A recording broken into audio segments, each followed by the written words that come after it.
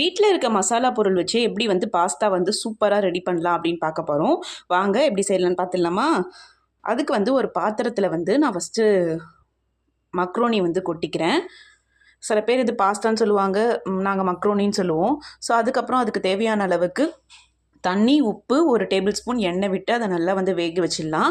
இன்னொரு சைடில் ஒரு பாத்திரத்தில தண்ணி வச்சு 4, 5 காஷ்மீரி சில்லி போட்டிருக்கேன். நீங்கள் நார்மல் சில்லி கூட போட்டுக்கலாம். 2 தக்காளி, ஒரு 3 பல்லு பூண்டு, சால்ட் இதெல்லாம் போட்டு அதையும் தனியாக வேக வச்சு எடுத்துருங்க. இப்போ பாஸ்தா நல்லா வெந்துருச்சு.